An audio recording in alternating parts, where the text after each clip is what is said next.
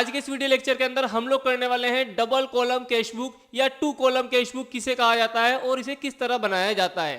तो नमस्कार, सत श्री अकाल, आदाब, अस्सलाम वालेकुम। मेरा नाम है इमरान और आप सभी लोगों का आपके अपने इस प्यारे से यूट्यूब चैनल कॉमर्स की दुनिया में मैं दिल से स्वागत करता हूं। तो चलिए शुरू करते हैं ये वीडियो लेक्चर। लेकिन उससे पहले मैं आपको बता दूं, यदि आपने हमारी बेसिक की वीडियो नहीं देखी है तो उसका लिंक आपको इस वीडियो के डिस्क्रिप्शन बॉक्स में मिल जाएगा, जिसके अंदर हम लोगों ने आप लोगों को बेसिक बताया था और सिंगल कॉलम कैश बुक या सिंपल कैश बुक किसे कहते हैं और कैसे बनाया जाता है, ये चीजें हमने उस वीडियो लेक्चर के अंदर डिस्कस की थी। तो चलिए शुरू करते हैं आज के अपने इस प्यारे से वीडियो लेक्चर को। तो चलिए दोस्तों, इस वीडियो लेक्चर को हम शुरू करेंगे एक एग्जाम्पल के साथ। यहाँ पे आपके सामने एक एग्जाम्पल हमने लिया है रेंडमली। अब इसके अंदर हम देखेंगे कि क्या करना है, क्वेश्चन की डिमांड क्या है। क्वेश्चन की डिमांड है भाई, right up cash book and Bhanu Pratap with cash and bank column, यानी कि हमें कैश और बैंक कॉलम दोनों बनाने हैं फ्रॉम द फॉलोइंग ट्रांजेक्शन। इसका मतलब ये हुआ भानु प्रताप ने मार्च के मंथ में कुछ ट्रांजैक्शन की है। अब इसे हमें पोस्ट करना है कहाँ पर, कैश और बैंक के कॉलम में पोस्ट करना है। तो चलिए देखते हैं कि किस तरीके से पोस्टिंग की जाती है और कैसे बनाते हैं हम अपना डबल कॉलम कैश बुक, ठीक है, या टू कॉलम कैश बुक भी इसको बोला जाता है। देखिए, इससे पिछले वीडियो लेक्चर के अंदर हम लोगों ने क्या डिस्कस करा था कि जितनी भी ट्रांजैक्शन होती है उससे हम सिंगल कॉलम कैश बुक कैसे बनाते हैं या सिंपल कैश बुक कैसे बनाई जाती है। उसके अंदर क्या था, केवल एक ही कॉलम बनता था कैश का, सारी एंट्रीज उसी में आती थी, लेकिन कैश की और बैंक की। लेकिन आज क्या होने वाला है, आज के इस वीडियो लेक्चर के अंदर हम लोग जो फॉर्मेट बनाने वाले हैं मैंने आप लोगों के सामने बना रखा है।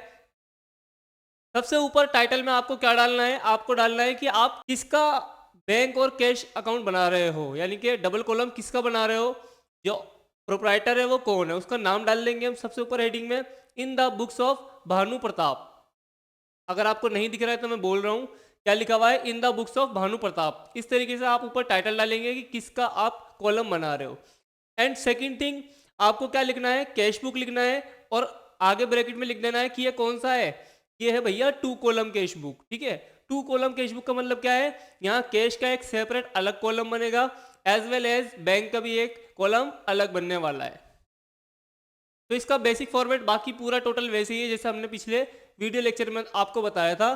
सबसे पहला कॉलम डेट का बनेगा, then particulars, LF means ledger folio, cash और बैंक।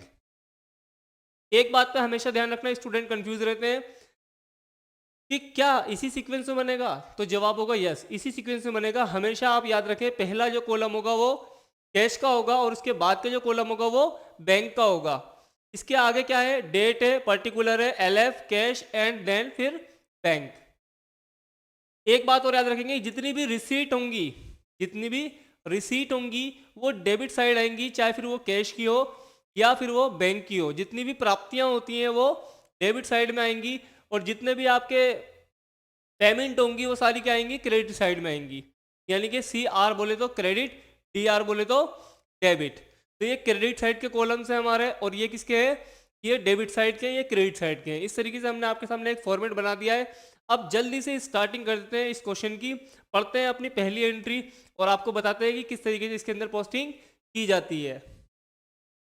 तो चलिए दोस्तों, आप लोगों के सामने मैंने एक छोटा सा क्वेश्चन लिया है, ठीक है, पढ़ लेते हैं। Right up cash book of Bhanu Pratap with cash and bank column from the following transaction, यानी कि भानु प्रताप की कुछ ट्रांजेक्शन दी गई है जिसके अंदर हमें बनाना है कैश और बैंक कॉलम, ठीक है। इससे पिछले वीडियो लेक्चर के अंदर हम लोगों ने केवल कैश का बनाया था। आज के इस वीडियो लेक्चर के अंदर हम लोग करने वाले हैं कैश का और कैश के साथ में बैंक का भी कॉलम बनाएंगे। तो पहली एंट्री पढ़ लेते हैं। लिखा है भाई, कैश इन हैंड 2710 यानी कि 2710 रुपीज़ और कैश एट बैंक 27,500 यानी कि 27,500 आपके बैंक में पड़ा हुआ है और 2710 रुपये कैश है।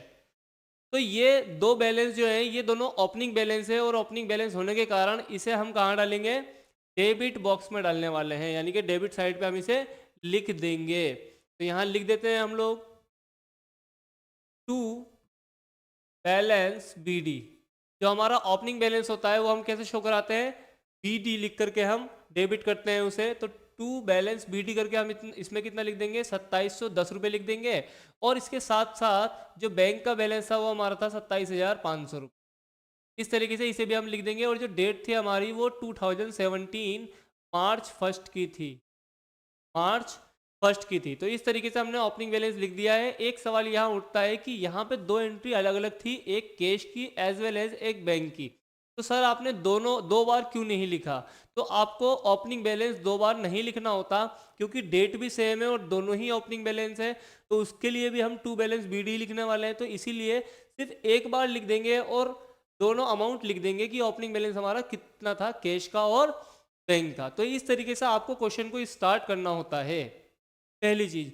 अब सेकंड चीज, जब भी कैश आएगा आपके पास तो ये रिसीट साइड होती है, यहाँ पे डेबिट हो जाएगा वो। और अगर कैश की क्या कर रहे हो आप, पेमेंट कर रहे हो या बैंक से पेमेंट कर रहे हो, तो वो क्रेडिट हो जाएगा, यानी कि क्रेडिट साइड से।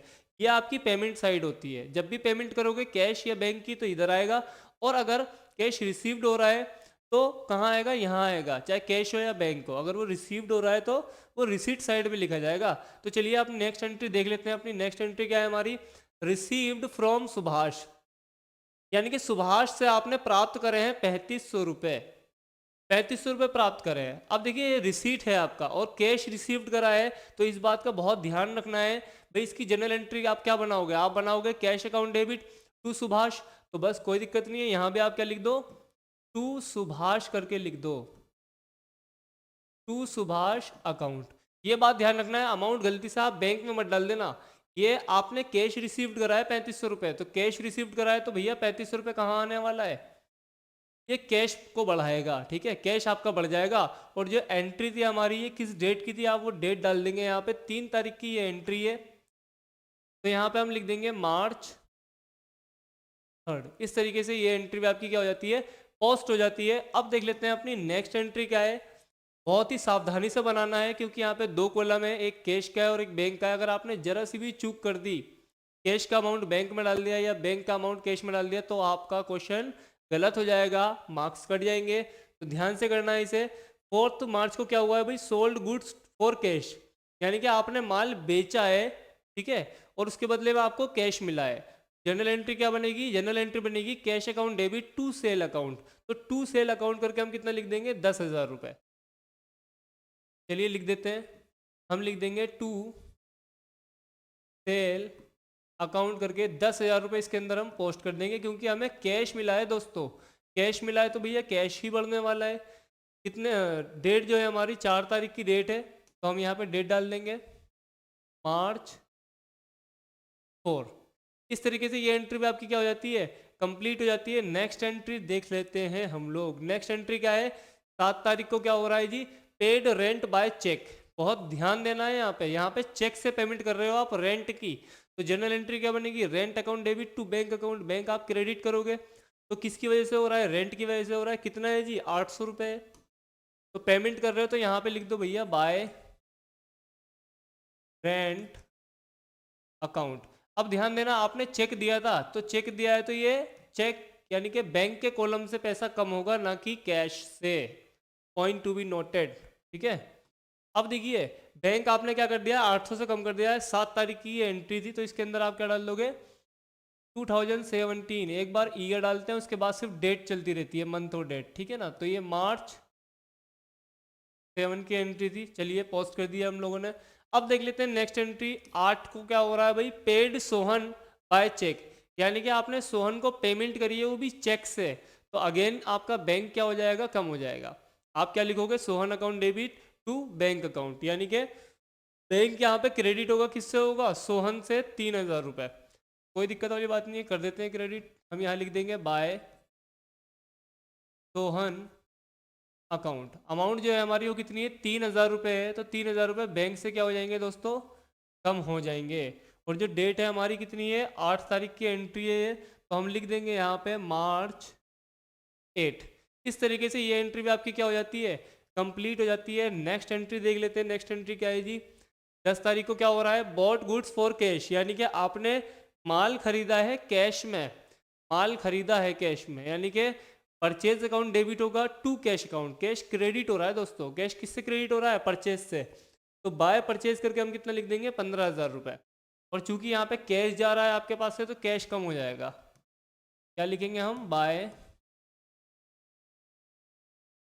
Purchase account. अमाउंट जो थी हमारी कितनी थी, 15,000 रुपये की थी, तो 15,000 रुपये कैश कम हो जाएगा। और डेट की बात करें तो ये मार्च 10 की डेट थी, तो मार्च 10 यहाँ पे आप लिख दोगे, 15,000 रुपये हमने क्रेडिट कर दिए हैं। अब देख लीजिए नेक्स्ट एंट्री क्या है, paid cash for stationery 200 rupees, यानी कि आपने स्टेशनरी के लिए पेमेंट की है, कैश में की है 200 रुपीज़। तो स्टेशनरी अकाउंट डेबिट होगा, टू कैश अकाउंट होगा। कैश फिर से क्या हो रहा है, क्रेडिट हो रहा है आपका, और किससे हो रहा है जी, ये हो रहा है बाय स्टेशनरी अकाउंट। कितना आ जाएगा जी, 200। ध्यान देना, बैंक में मत लिख देना गलती से, पेमेंट कर रहे हो आप कैश में, तो क्या हो जाएगा 200 यहाँ पे कम हो जाएगा। डेट की बात करें तो डेट है हमारी 12, तो यहाँ पे डेट आ जाएगी आपकी मार्च 12 को, ये हमने पोस्टिंग कर दी है। अब देख लेते हैं अपनी नेक्स्ट एंट्री क्या है। नेक्स्ट एंट्री है भाई, ड्रॉ कराया आपने from bank for office use 8,000 rupees. बहुत बढ़िया, बहुत अच्छी एंट्री आ गई है आप लोगों के सामने। इसको मैं लिख करके बताऊंगा आप लोगों को कि इसके अंदर स्पेशल क्या है। ये एक स्पेशल एंट्री है। क्या लिखा है, दोबारा पढ़ देता हूँ। बैंक से पैसा निकाला है ऑफिस यूज़ के लिए 8,000 रुपये। सोचो सोचो सोचो, जर्नल एंट्री क्या बनाओगे आप, जर्नल एंट्री बनाओगे आप भाई, आपने कैश निकाला है तो आपके पास कैश बढ़ जाएगा, तो कैश अकाउंट क्या हो जाएगा, डेबिट हो जाएगा। और बैंक से निकाला है तो बैंक क्या हो जाएगा, क्रेडिट हो जाएगा। और कितने से हो जाएगा दोस्तों, 8,000 रुपये से हो जाएगा। अब आप कहोगे सर जी इसके अंदर ये बताइए कि स्पेशल बात क्या है, तो इसको मैं बहुत सुकून से आराम से समझाऊंगा, आप भी इस बात को नोट करेंगे। इसके अंदर स्पेशल क्या है, स्पेशल इसके अंदर ये है कि इस क्वेश्चन के अंदर हम बना रहे हैं डबल कॉलम कैश बुक, यानी कि कैश भी है और बैंक भी है। और यहाँ भी देखेंगे आप, कैश भी इफेक्ट हो रहा है और बैंक भी इफेक्ट हो रहा है इस ट्रांजैक्शन को करने से, यानी कि कैश के अंदर भी एंट्री होगी एज वेल एज बैंक के अंदर भी एंट्री होगी। इस तरह की कभी भी कोई भी एंट्री आ जाए तो आप याद रखें, इस एंट्री को बोलते हैं कॉन्ट्रा एंट्री। क्या बोलते हैं दोस्तों, कॉन्ट्रा एंट्री। जैसे बचपन में आप लोग गेम खेला करते थे ना कॉन्ट्रा, मैं भी बहुत खेलता था, जिसमें दो प्लेयर होते थे, एक रेड और एक ब्लू, गन लेकर के मारा करते थे, ठीक है ना। तो ये वही वाला कॉन्ट्रा नहीं है, ये क्या आगे लिखा है, कॉन्ट्रा एंट्री। ये कॉन्ट्रा गेम नहीं है, कॉन्ट्रा एंट्री है। कॉन्ट्रा एंट्री का मतलब होता है कि जब कैश और बैंक दोनों ही इफेक्ट होते हैं एक डेट के अंदर एक ही ट्रांजैक्शन से। और ये कैश सिर्फ दो ही बार बनेंगे, जब आप कैश विड्रॉ करोगे या कैश आप डिपॉजिट करोगे। कैश आप डिपॉजिट करोगे तो एंट्री क्या बनेगी बताइए, तब एंट्री बनेगी bank account debit to cash account. बस ये दो ही केस होते हैं दोस्तों, ठीक है ना, जब हमारा कैश और बैंक दोनों इफेक्ट करता है, कैश आप डिपॉजिट करोगे या कैश आप विड्रॉ करोगे। और इसको बहुत ही सावधानी से आपको पोस्ट करना है डबल कॉलम में, ठीक है। चलिए मैं आपको पोस्ट करके दिखाता हूँ बातें ना करते हुए। भाई हमने पैसा निकाला है तो कैश तो मेरा 8,000 से बढ़ जाएगा। चलिए पहले इतना काम करो, आराम से करेंगे। क्या करेंगे हम, कैश मेरा बढ़ रहा है यानी कि डेबिट हो जाएगा, और किससे होगा, टू बैंक से। तो हम लिख देंगे भाई यहाँ पे टू बैंक अकाउंट। अमाउंट जो था मेरा 8,000 था, तो मेरा कैश 8,000 रुपये से क्या हो जाएगा, डेबिट हो जाएगा, यानी कि बढ़ जाएगा। चलिए पहली बात तो हमने कर ली। लेकिन आप कहोगे सर जी ठीक है कैश की तो होगी, लेकिन बैंक भी तो हमारा कम हो रहा है। बैंक कम हो रहा है किसकी वजह से हो रहा है, कैश की वजह से। तो बाय कैश करके हम 8,000 रुपये क्रेडिट भी करेंगे बैंक से। क्या कहा मैंने, बाय कैश अकाउंट लिख करके बैंक को मैं क्रेडिट करूंगा, यानी कि कम करूंगा। कितने से करूंगा, 8,000 रुपये से करने वाला हूं। अब हमने पोस्टिंग कर दी है, लेकिन इसके अंदर अभी दो चीज़ें और रिकॉर्ड करनी होगी आप लोग, ठीक है। दो बातें कौन सी होंगी, पहली चीज़ ये एक ही डेट की एंट्री है, यानी कि यहाँ पे हम लिखेंगे मार्च 12, एज वेल एज यहाँ भी हम क्या लिखेंगे, मार्च 12। पहली चीज़ हमने रिकॉर्ड कर दी डेट।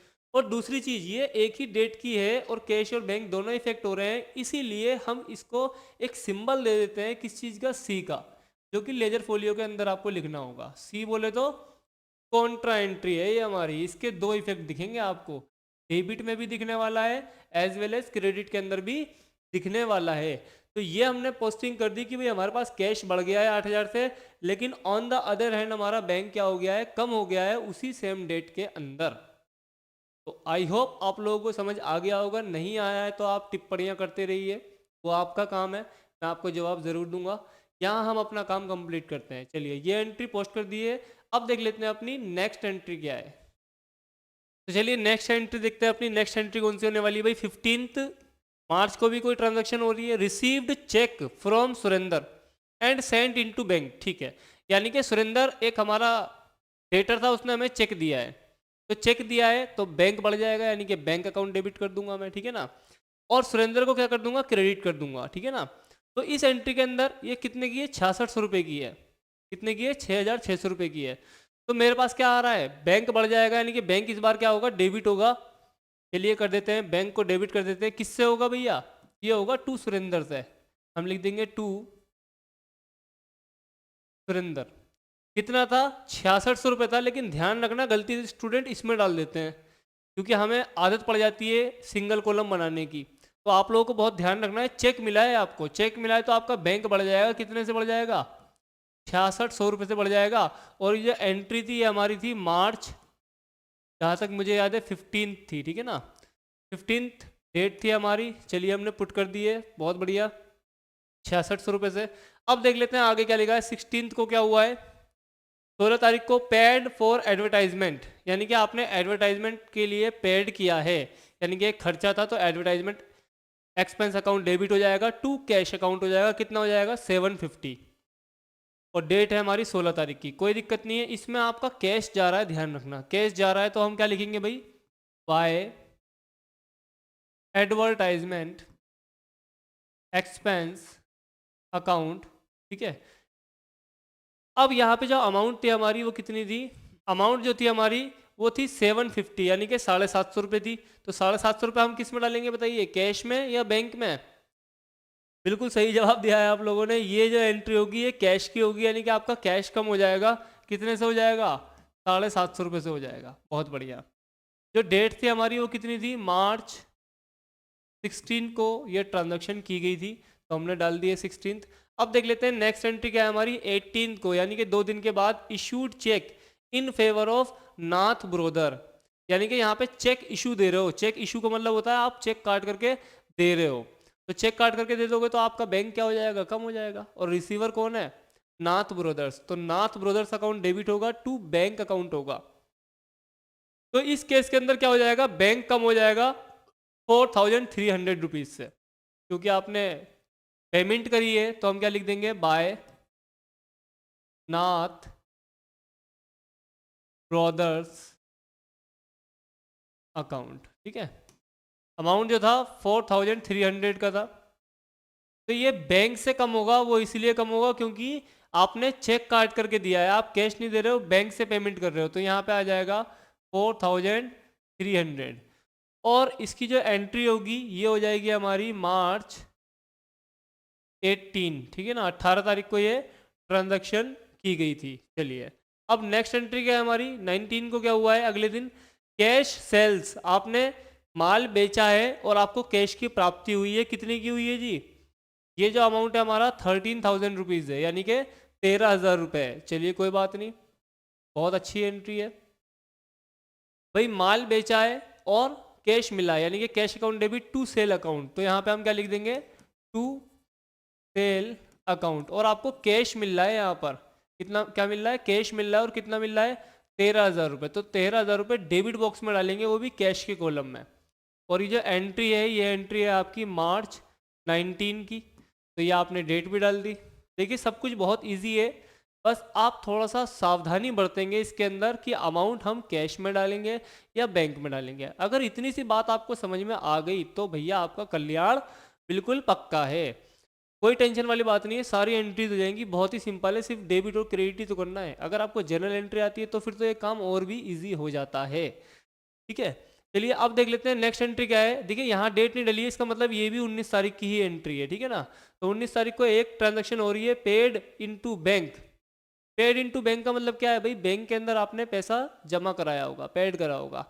तो यहाँ भी एक कॉन्ट्रा एंट्री बन जाती है, क्योंकि जब आप पेड करोगे बैंक को तो बैंक अकाउंट डेबिट हो जाएगा और टू कैश अकाउंट हो जाएगा। तो भैया घबराना नहीं है, ये भी हमारी कौन सी एंट्री है? कॉन्ट्रा एंट्री है। 2 कॉलम इसके अंदर इफेक्ट होंगे, एक बैंक का होगा एज वेल एज एक कैश का भी होगा। तो अब ये वाली एंट्री को हम लेकर के चलेंगे। जो अमाउंट है हमारी वो कितनी है, 16,000 रुपये है। ठीक है, कितनी है, 16,000 रुपये है। मैंने आपको ये बात पहले ही बता दी थी, जब भी कैश और बैंक दोनों इफेक्ट होंगे तो उसे हम क्या बोलते हैं, कॉन्ट्रा एंट्री बोलते हैं। तो इस कॉन्ट्रा एंट्री को कैसे पोस्ट करेंगे भाई, बैंक हमारा पहले डेबिट हो रहा है, किससे हो रहा है, टू कैश अकाउंट करके 16,000 रुपये लिख देंगे हम। क्या लिखेंगे यहाँ पे, to cash account, to cash account करके हम कितना लिख देंगे, 16,000 रुपये। लेकिन एक बात याद रखना, ये पैसा कहाँ बढ़ रहा है, बैंक में बढ़ रहा है, तो कैश में मत डाल देना, इस बात की सावधानी बरतनी है आपको। यहाँ ये कहाँ आएगा, ये आएगा बैंक के कॉलम में। कितना है जी, 16,000 रुपये।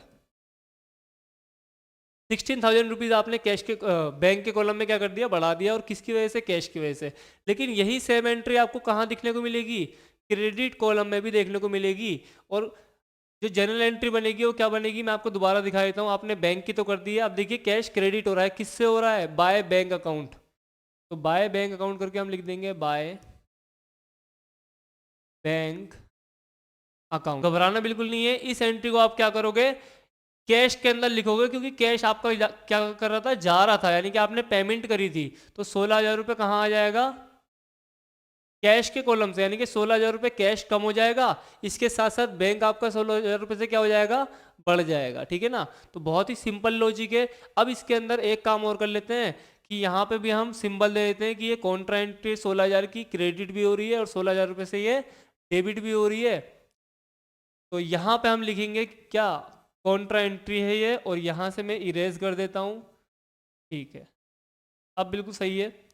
आई होप आप लोगों को ये एंट्री समझ आ गई होगी। अगर डेट की बात करी जाए तो डेट जो थी 19 ही थी, तो हम यहाँ पे डेट भी डाल देंगे मार्च 19, एज वेल एज यहाँ भी हम क्या डाल देंगे, मार्च 19। तो देखिए हमने पोस्टिंग भी कर दी है, यानी कि कैश मेरा कम हो गया, क्रेडिट हो गया, और बैंक मेरा बढ़ गया। तो दो एंट्री एक साथ दिख गई, कॉन्ट्रा का सिंबल भी दे दिया, डेट भी डाल दिया। तीन चीज़ें ध्यान रखनी है, तीन चीज़ें इसमें लिखी जाती है। ठीक है ना, अब देख लेते हैं अपनी नेक्स्ट एंट्री क्या है हमारी। नेक्स्ट एंट्री है हमारी, received cheque from Vinod and send it into bank. ठीक है, सेंड इट टू बैंक, तो यानी कि आपने चेक रिसीव्ड करा है विनोद से और इसे बैंक में जमा भी करा दिया। तो क्या होगा, यानी कि कोई विनोद नाम का मेरा डेटर था, उसने मुझे पेमेंट करी, लो जी लो चेक ले लो, कैश मतलब कैश नहीं है मेरे पास, ये लो चेक ले लो आप। तो जब उसने मुझे चेक दिया तो उस चेक को मैं कैश में कैसे कन्वर्ट करूंगा भैया, मैं उसे बैंक में ले जाकर डालूंगा, और जब मैं बैंक में ले जाकर डालूंगा तो बैंक मेरा क्या हो जाएगा, बढ़ जाएगा। और अपने यहाँ मैं एंट्री क्या मारूंगा, मैं एंट्री करूंगा कि भाई मुझे चेक मिला है, यानी कि बैंक अकाउंट डेबिट हो जाएगा, टू विनोद अकाउंट हो जाएगा। क्या हो जाएगा, टू विनोद अकाउंट। तो मैं यहाँ लिख दूंगा टू विनोद अकाउंट करके मैं लिख दूंगा। और जो अमाउंट थी ना मेरी, अमाउंट थी मेरी कितने की, 2400 रुपये का चेक मिला था दोस्तों मुझे। कितने का मिला था, 2400 का मिला था। और जो डेट थी मेरी कितनी थी, 20 तारीख की थी।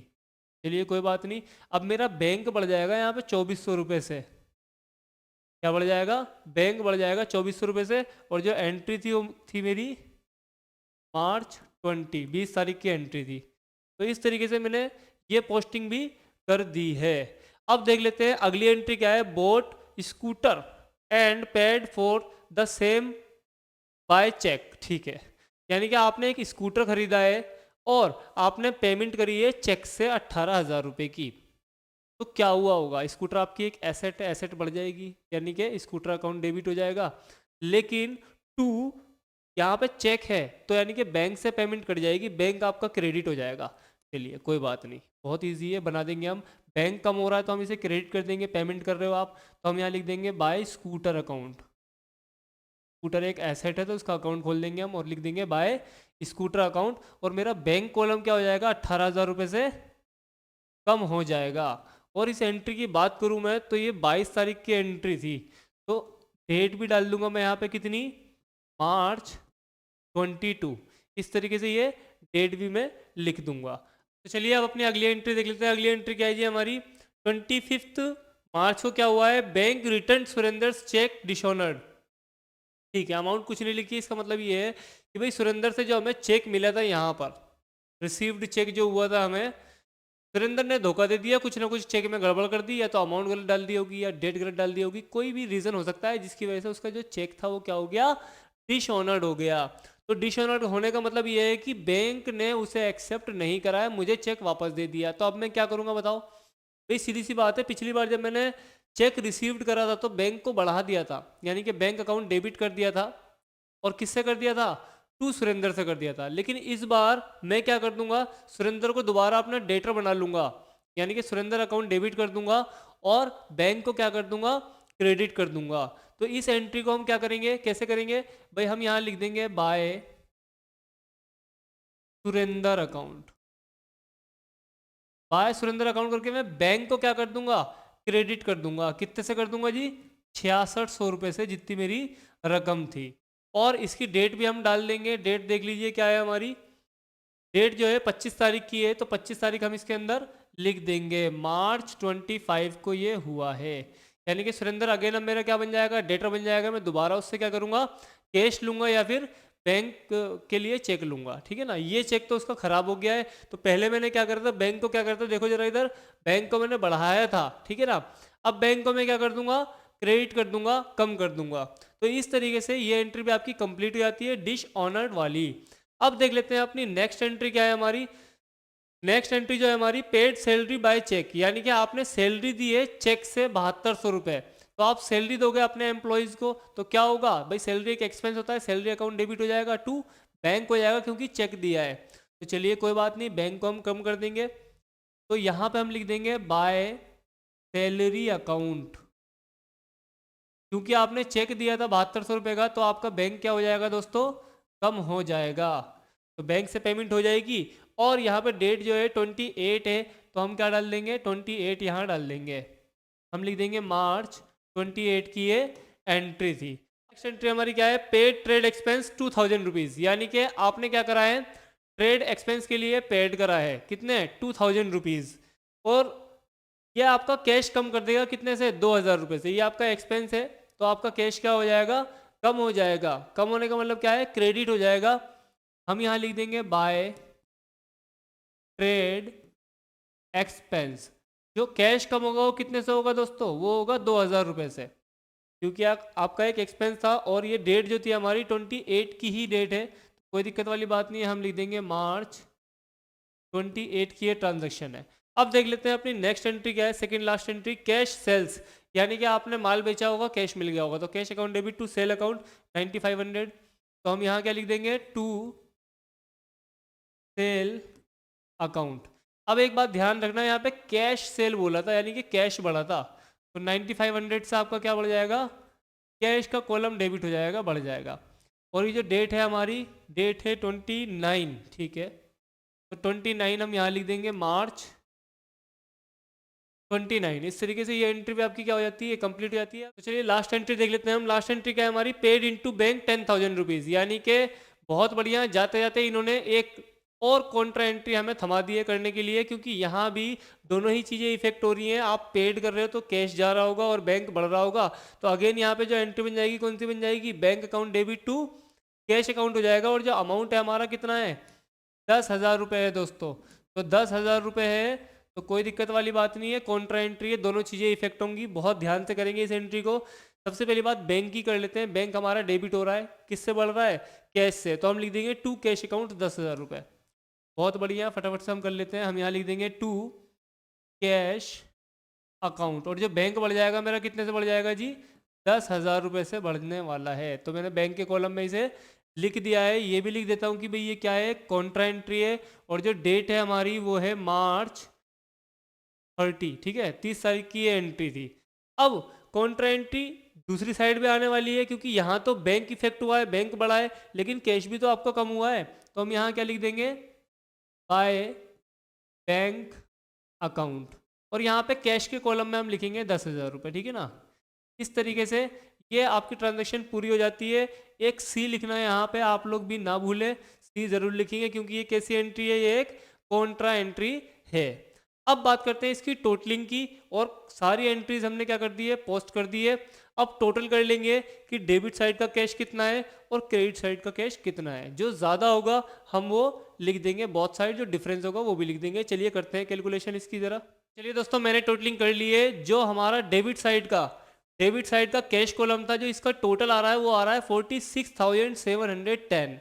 ऑन द अदर एंड अगर मैं बात करूं कैश कॉलम की क्रेडिट साइड की, तो जो इसका टोटल आ रहा है वो आ रहा है 43,950। तो 46,000 इज ग्रेटर देन 43,000, तो इसीलिए 46,710 रुपीज़ हम यहाँ भी लिखेंगे और यहाँ भी लिखेंगे, डेबिट और क्रेडिट दोनों साइड के अंदर लिखने वाले हैं। तो चलिए लिख देता हूँ मैं, यहाँ पे हम लिख देंगे 46,710, ठीक है ना।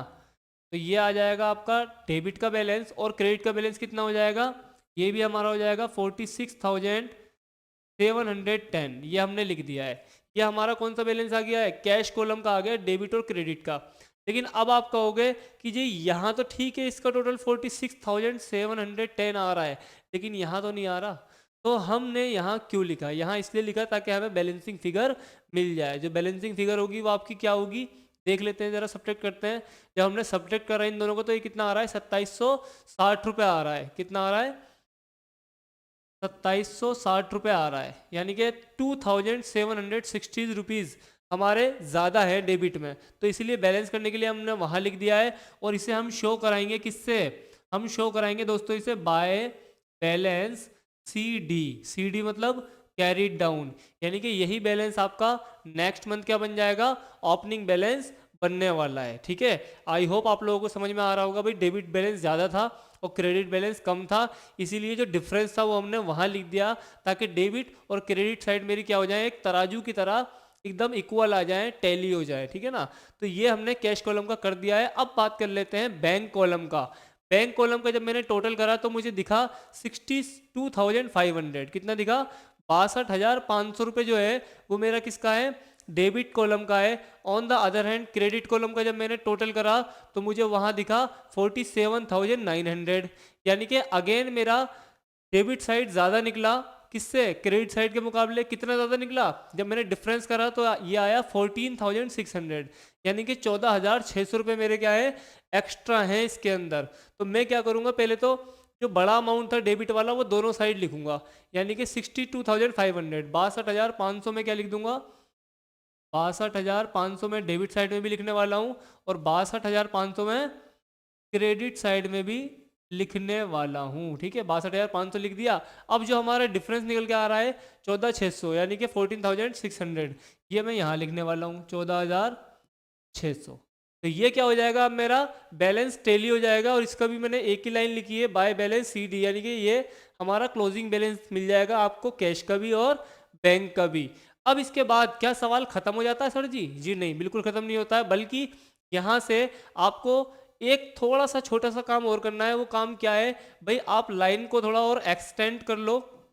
मैं मार्कर चेंज कर लेता हूँ, लाइंस को, कॉलम्स को क्या कर लो आप, थोड़ा सा और एक्सटेंड कर दो। और कॉलम एक्सटेंड करने के बाद ये जो बैलेंस आपका निकल के आ रहा था क्लोजिंग वाला, इसको आप नेक्स्ट मंथ फॉरवर्ड करके दिखाओगे। यानी कि ये मार्च का था, तो यहाँ पे हम लिख देंगे मार्च के बाद अप्रैल 1 को जो आपका बैलेंस, ओपनिंग बैलेंस जो शो करेगा वो क्या करेगा, तो हम लिखेंगे टू बैलेंस BD। ठीक है ना, टू बैलेंस BD करके हम कितना लिख देंगे, 2760 रुपये हम क्या लिख देंगे, कैश कॉलम में लिख देंगे 2760। ऑन द अदर हैंड 14,600 हम कहाँ लिख देंगे, बैंक कॉलम के अंदर लिख देंगे। यानी कि नेक्स्ट मंथ जब मैं ट्रांजैक्शन करनी शुरू करूंगा तो उस वक्त मेरा ओपनिंग बैलेंस ये शो करेगा। जैसे इस क्वेश्चन के अंदर भी हमें दिया हुआ था, तो हमने यहीं से स्टार्ट करा था, फिर इसमें ऐड और सब्ट्रैक्ट करा हमने सारी ट्रांजैक्शन को। बिल्कुल इसी तरीके से नेक्स्ट मंथ भी काम चलता रहेगा और हम आगे बढ़ते रहेंगे। तो आई होप आप लोगों को ये क्वेश्चन बहुत अच्छे से समझ में आया होगा। इसमें एक नहीं, दो नहीं, बहुत सारी इंपॉर्टेंट बातें थी जो आज के इस वीडियो लेक्चर के अंदर हमने और आपने आपस में डिस्कस की है। तो चलिए आज का लेक्चर यहीं ख़त्म करते हैं। अगर आपको इस क्वेश्चन के अंदर किसी भी तरीके का कोई भी डाउट महसूस होता है या कोई पॉइंट आपको समझ नहीं आया है, तो आप कमेंट करते रहिए, हमें बताते रहिए कि आपको क्या समझ नहीं आया, ताकि हम नेक्स्ट वीडियो लेक्चर के अंदर आपको वो चीज़ समझा दें, या कमेंट बॉक्स के अंदर भी आपको जवाब दे सकते हैं। ठीक है ना, तो आगे की और इंटरेस्टिंग वीडियोस के साथ जुड़े रहिए और अपना प्यार बनाए रहिए अपने खुद के इस प्यारे से यूट्यूब चैनल कॉमर्स की दुनिया के साथ। तो आज के लिए इतना ही था। Thank you so much, have a good day.